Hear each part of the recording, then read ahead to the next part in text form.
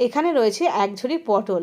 তো পটল দেখলে আর খেতেই ইচ্ছে করে না। আমার মনে হয় আমার সাথেও তোমরা একই মত হবে, কারণ পটল খেতে খেতে আমরা কিন্তু একেবারে বোর হয়ে গেছি। একই পটল ভাজা, পটলের রসা, পটলের দোরমা, এগুলো আর খেতে ভালোই লাগছে না। তো আজকে আমি যে রেসিপিটা করছি, এই রেসিপিটা করে খেয়ে দেখো, ভীষণ ভালো লাগে খেতে। পটল খেতে খেতে যখন বোর হয়ে যাবে তখন এই রেসিপিটা করতে পারো। প্রথমে দেখলেই পটলটাকে ধুয়ে নিয়ে তারপরে কেটে নিচ্ছি, ছুলে নিয়েছি প্রথমে, তারপরে এইভাবে ঝিরিঝিরি করে কেটে নিচ্ছি। আর ভেতরের দানাগুলো কিন্তু ফেলে নেবে। ফেলে দেখো একেবারে ঝিরিঝিরি করে সুন্দর করে কেটে নিয়েছি।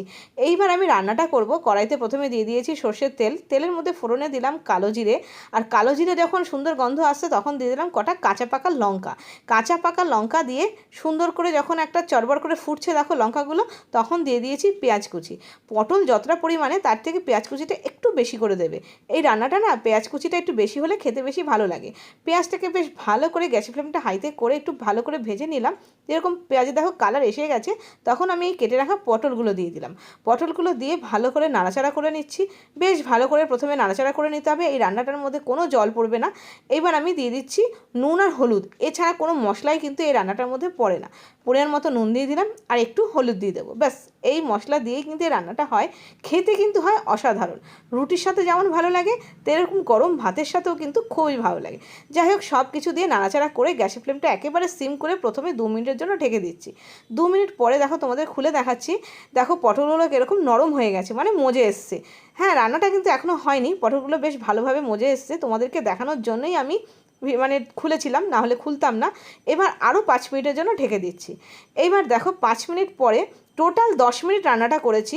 রান্না করার পরে তোমাদেরকে খুলে দেখাচ্ছি। দেখো কত সুন্দরভাবে পটলটা নরমও হয়ে গেছে, বেশ সুন্দরভাবে ভাজা ভাজা হয়ে গেছে।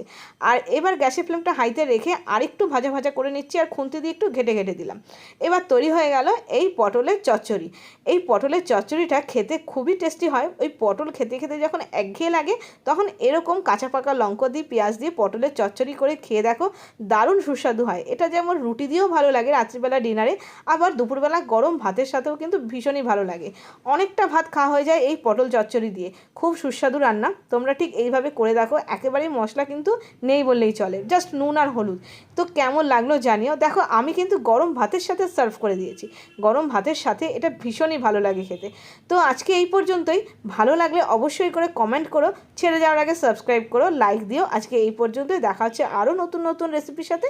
ততক্ষণের জন্য বাই বাই।